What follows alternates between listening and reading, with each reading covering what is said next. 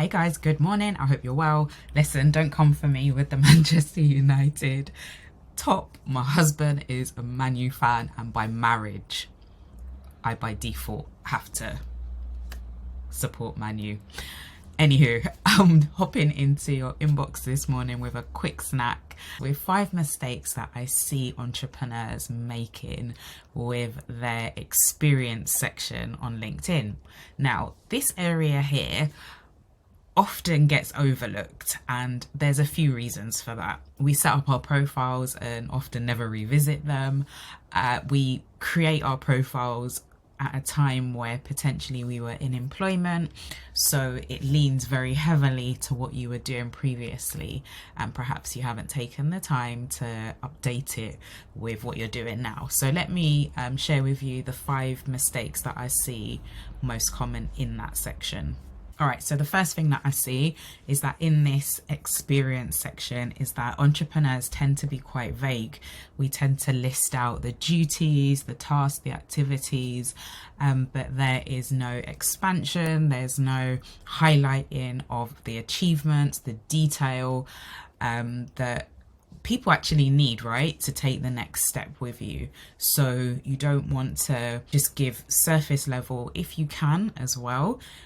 Don't be dry in this section, and by that I mean incorporate storytelling, utilize a bit of your backstory, utilize some case studies, make it engaging and something that somebody would want to read and spend time looking into. Now, another mistake that I notice is that entrepreneurs often are not using keywords in this section. Social platforms, much like search engines, operate based on the keywords that you're using. So when somebody searches for a particular term and you have that in your experience section or your LinkedIn profile in general, this is where you're going to come up. This is where you're going to be found.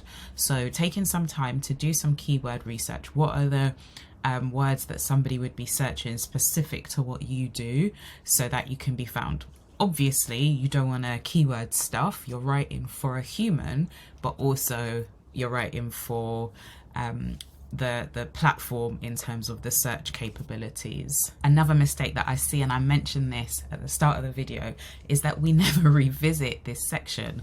As an entrepreneur, you are learning continually, you're having new experiences, you're banking new achievements, so you want to keep this section fresh. I would set a reminder in your calendar to come and update this section. What are the new projects you've worked on? What are the new clients that you've been able to service?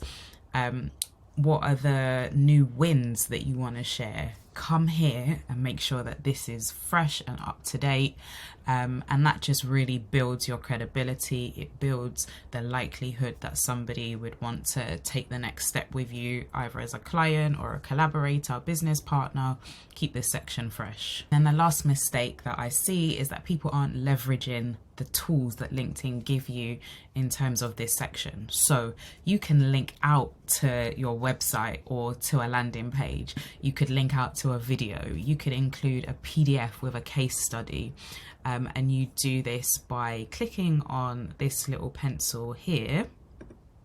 When you get into the role that you're wanting to add one of those features to, you can edit your experience here, scroll down, and you can add media.